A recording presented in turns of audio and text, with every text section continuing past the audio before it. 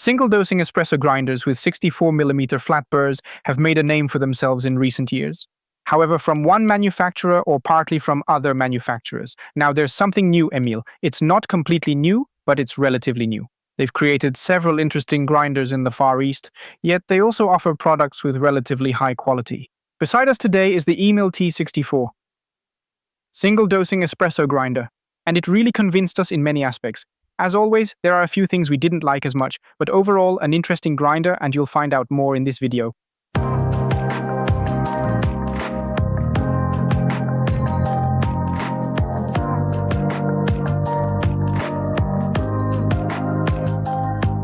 It's single-dosing espresso grinder time, and between us is the Emil T64 in the variant with titanium burrs. It costs approximately €440, making it quite competitive in the market, effectively posing a challenge to the current industry. The other competitors who also make single-dosing grinders, some do it cheaper, or very few make it cheaper, most make it more expensive.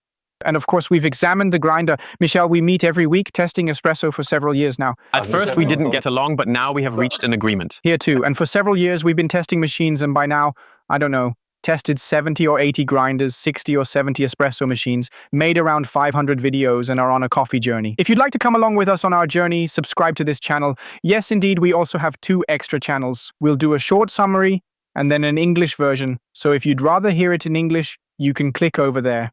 But let's get to the grinder. T64, Emil. Such a wonderfully beautiful name. What an absolutely beautiful name indeed. Quite honestly, it wasn't really on my mind. And we actually initiated a survey prior to the last, shall we say, major launch with a variety of different grinders. As you can see, we've been posting quite a few grinder videos lately, and that one was mentioned very often. And then I requested them, and then we bought them, then we tested them, and yeah, I think we can definitely come up with something that's a good grinder. Of course. This is actually it's an exceptionally good grinder. There are a few small details where I'd say period. I might approach them differently now, but honestly speaking, it's really like, wow, so much has been done absolutely right. I'm not quite sure, but I do have a feeling that in about 3 years, we might be jobless. You mean we won't find stuff? We can't do anything anymore? I mean, 3 years ago, we mentioned that you can't just create a retention of about 12 grams and expect it to work perfectly. The retention is what's left over from the last grind of coffee. There can't be 12 grams in there. And currently, we're often talking about 0 point something, where quite frankly, I have to say, wow. Great, something happened. But you know, when in doubt, we'll talk about cleaning again. We'll manage. We always get there. Michael, we really need to conduct a thorough direct comparison test with a D64. So Turin or GJ or whatever they're called, we'll tackle those too. But for now, we're just focusing on the machine. Yes, but it's obviously quite similar in operation. Here now in the version without speed adjustment. There's also one available here with variable speed adjustment. Could you share with us what you can say about this grinder just from an external perspective? Is it possible to lift with one hand? No, not with the left. 7,6 kilo. That is your right-handed side, buddy, my friend. Whoa, no. See? So that's maybe if you go under here, but you can hardly grip anything. She weighs 7.6 kilos, that's right. We're looking at a height of 32 centimeters, a depth of 21 centimeters, and a width of 13 centimeters. It features a powerful 1400 RPM motor, or this is reflected in 1,400 revolutions on our grinding discs. 64mm grinding discs, just as you mentioned earlier. We've chosen the Ital mill grinding discs, but specifically in the titanium version. Yeah, it was simply available for delivery faster. That was the decision, because in the end, it's often the case that when there's a coating like that, they're just a bit more durable. Did you just say coating? Isn't that an alloy? No. Indeed, it is truly an alloy. Damn it all to hell and back. There's a possibility they're also alloyed. Yeah, they most likely are. But we have double-checked again. These are currently grinder machines without any alloying. The alloy being discussed is titanium. They specify a range of 1 to 2 tons, although I find this range to be quite broadly defined and somewhat ambiguous. And 1 to 2 tons is quite a lot. Normally, you would have grinding discs at home in the range of somewhere around half a ton or so upwards. We might be around 1 ton at this moment, but just try to imagine, if you consume 50 kilos of coffee over the course of a year, it averages out to approximately 1 kilo each week, more or less. That means 100 cups. If you're making double shots, that's 50 extractions. Then these burrs would last over 20 years. That's definitely amortized, I'd say. It's worth it. You don't drink 50 kilos, right? No, definitely never at all, really. Mikhail, then you would end up being injured as well. But let's dive a little deeper into the topic and explore it further. We've already mentioned that there is no full rotation adjustment. However, we can say something about the speed we're traveling at. Yes, that's right. We can discuss speed. We're currently at 19 seconds for 18 grams. That's really measured. Throw in 18 grams, grind once, and wait until it's truly empty. And we're reaching 12 grams, or rather, we achieve 12 grams within a span of 10 seconds when it goes through that entire cycle. The 18-gram value is really crucial regarding its timing. Achieving 19 grams falls at either the upper edge or at the lower boundary of what can be considered a slow speed. In the realm of slow grinders, a faster one, let's put it that way, single dosing grinders are usually a bit slower than most hopper grinders. I think that's 1 second per gram. You can't really respond well to that. Yeah. Absolutely. And then this dosing cup actually comes included. Right now we have the white grinder here in front of us. Honestly, I really can't quite remember anymore why I ended up deciding to go with a white grinder instead of choosing a different color. It was truly an exceptionally weak moment. I think no more white grinders ever again. No, I'm quite serious. I genuinely mean it because I can distinctly see each and every coffee particle. So if you absolutely love cleaning and do it every day after each brew, then go ahead and buy yourself a white grinder. If you're not using them. Michel, you truly seem to be even more enthusiastic and excited about this dosing container, which naturally doesn't align with the color scheme in any way whatsoever. Yes, for the black one, it's black as well. Exactly. But yeah, I also think, and we always mention this about the DF64 GJs, these rubber bits. They really are of higher quality compared to the ones on the GJ. We're not trying to make comparisons here all the time, but they're really built sturdier, and I haven't broken one yet, even though this grinder has really been put to good use. I think that's pretty cool. I just can't seem to warm up to this cup. No, I'm definitely aware of that, yeah. The issue with it is, firstly, that I find it just way too high overall for my needs. Considering the usage aspect, if I'm only using it halfway, then the challenge is that whenever I need to exhale, that it tilts a bit too steeply forward and quite a lot. As you can see here, coffee particles fly out the front. With this specific mug, I consistently observed a noticeable and recurring pattern of channeling issues that would regularly happen. Yeah, although I find that strange, I can understand it with other conclusions why you say I have channeling there. If then this edge goes far in here, which is not the case here, it has to somehow transfer that unusual stuff from the cup into the portafilter. I think it's more like this. You and those tiny particles from the cup simply can't establish any sort of genuine or meaningful connection whatsoever. You often had channeling. I often had channeling. How about you, who have this grinder and this cup? Do you also channel? Take some time to observe that and let us hear your thoughts in the comments below. Or do you also suspect it's merely Michel's internal blockage when it comes to this cup? No, I have that with other cups too. You truly have quite a significant and deep cup issue, no? I have a profound... Shall we go check on the cups again? That's a pretty good idea, especially since we haven't done that for a while now. Within the next 6 months, I promise right here and now that we will release a video all about cups. I'm going to analyze cups because I'm deeply convinced of their significance. Ben always says that for him, the most rewarding part is creating art directly into the portafilter. We can discuss it some more later on. My motto is fewer cups.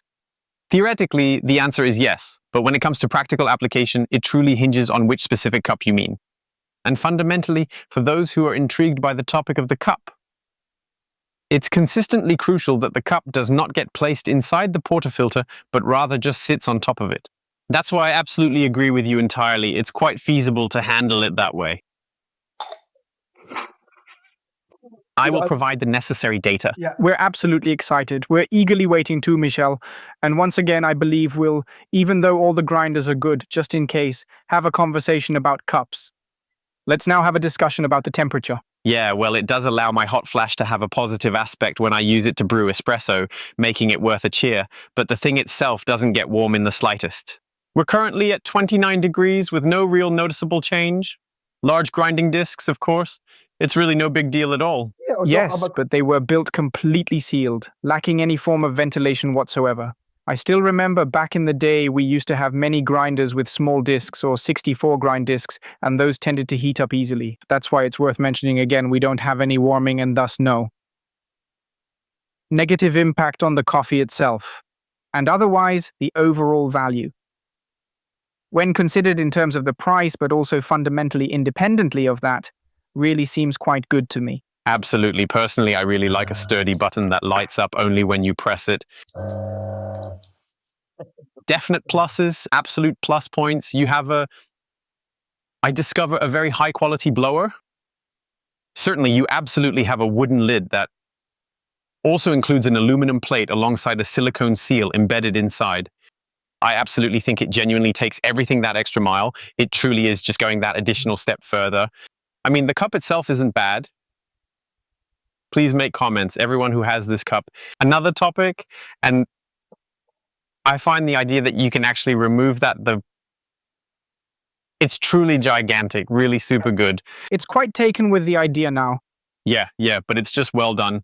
Have you been feeling inspired again these days? Exactly, but we've encountered this issue right here, which perfectly serves as an example of what I'm referring to, where the inner magnet ended up coming along with us to the opposite side. We deliberately haven't glued it yet. Naturally, you can reattach it again when needed. It should be designed so that the inner magnet holds strongly enough to prevent it from being pulled out by the magnetic connection. However, that I can easily access the flapper directly here, clean it thoroughly, and clearly observe the outlet. I truly believe I find it quite beautiful, good, highly practical, and simple. And the cleaning aspect with a butt. I consider it absolutely top-notch because I simply turn it on effortlessly. I don't have to solve anything. I don't have to remove anything. If I want to get into the grinder, I just unscrew it. And that's the catch. You're adjusting the grind size by doing that. However, the reproducibility of the grind levels remains good, so we can easily return to our previous setting. Yet you guys still open up completely anyway. I think that's been handled in a pretty brilliant way. We need to push ourselves again, then rediscover the level of grinding later. We're not on the same page there. And unfortunately, that's a drawback. Yes, we can open them quite easily, no problem. But then you're not at the same degree of fineness again, so you just don't have the same degree of accuracy. Yeah, I'm already looking forward to the conversations about the death space. But we'll do that after we've had our espresso, because I feel like we really need an espresso. So let's move on with that now.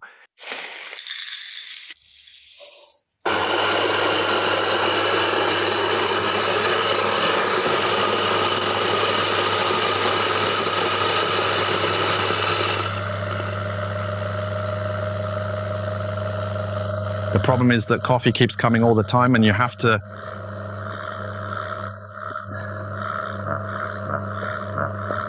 I'm also very fine now. But maybe I'm already good.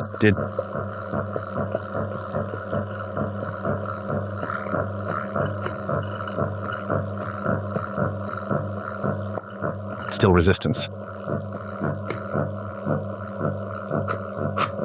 Now, Where's the right grind now?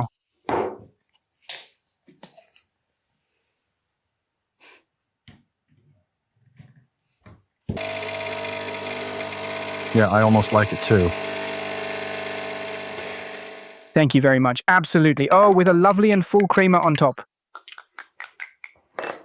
Yes, it's indeed freshly brewed coffee. You can really tell by the aroma and taste that it's just been made. Fresh, good coffee. It's truly a pleasure that we get to test espresso machines and espresso grinders every week. And most of them are good. And if not, then we'll quickly test something else, which is then again good. And I would now say this fits into the category of grinders that provide what we really need in terms of grind consistency to make good espresso. And it's definitely included, right? You can't really argue with that point. I would also seize the opportunity presented right now to engage in a bit more detailed discussion about the actual grinding time with you. Absolutely, you're right. We've mostly just stuck a bit to discussing the external data. Even though you might not hear the grinding anymore after some time, you're not finished yet. So what happens after 12 seconds? In 12 seconds, she manages to completely grind those 18 grams through. In principle? In principle. The main challenge in this situation is that during the grinding process, the grinding chamber and the pathway leading to the outlet often tend to remain significantly clogged due to the fineness of the grind. So we were at a 29-second extraction. I could try to adjust it to be a bit coarser, but when I do that, it tends to clump together more often. And yes, without the blower, the grinder is unusable, no discussion. And that's exactly what it's built for, to use this blower. You truly have to keep repeating it many times over. You need to blow like you're absolutely going mad to get it done. Until the chamber is completely cleared out. And even then it took 40 seconds.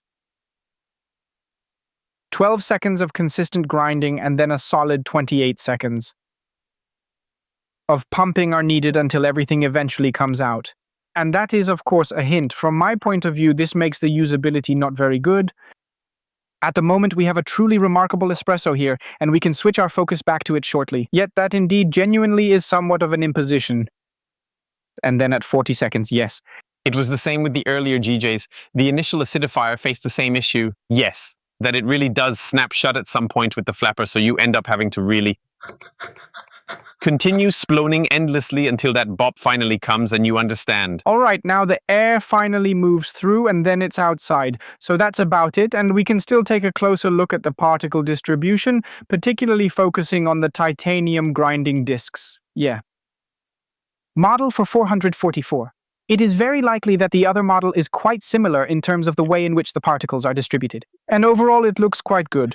We have a prominent main peak featuring a width of about 230. Yes, you can definitely taste it. It's an absolutely delicious espresso, and you really don't necessarily have to venture into the SSP range for it.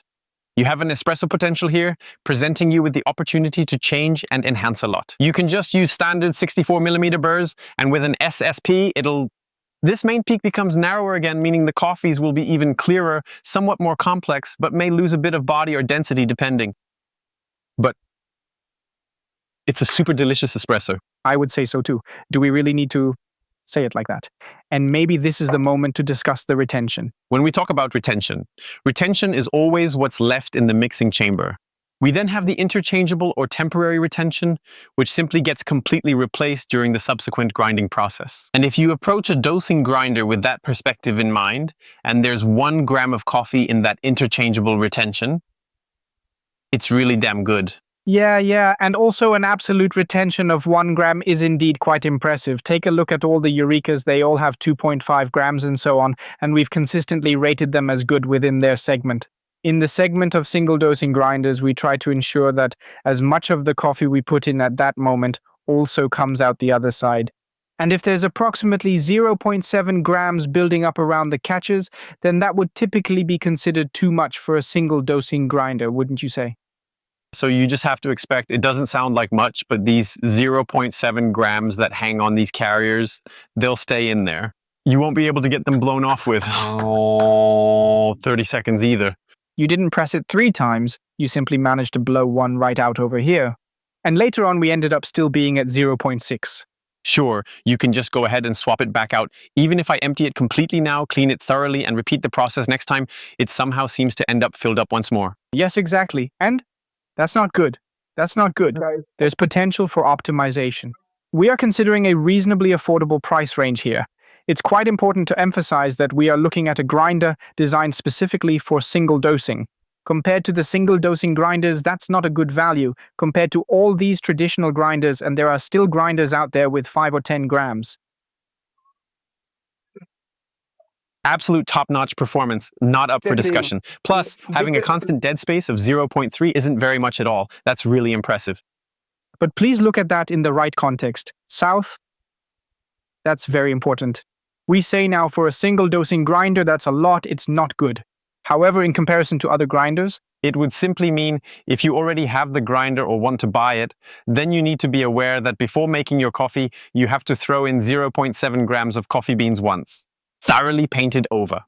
Then this temporary dead space is completely filled with fresh coffee, which is then perfectly prepared to be used in the subsequent grinding session. That's absolutely conceivable and usable. You just have 0.7 grams that are simply thrown away repeatedly. This is particularly the case when the grinder hasn't been used for an extended period of time. If you've already whipped up several espressos in the last number of hours, it doesn't really matter much. But when you return to the grinder after a day or two, remember there's 0.7 grams still inside. Interestingly, and this is something I'd like to elaborate on, it tends to stay approximately within the same range. So if we put in 18 grams, we usually get about 18 grams out, give or take. Some portion of the previous old coffee still remains in it. Yes, exactly. We have very good consistency. On the one hand, what means 18 grams in, 18 grams out, there's consistency in what it retains and releases.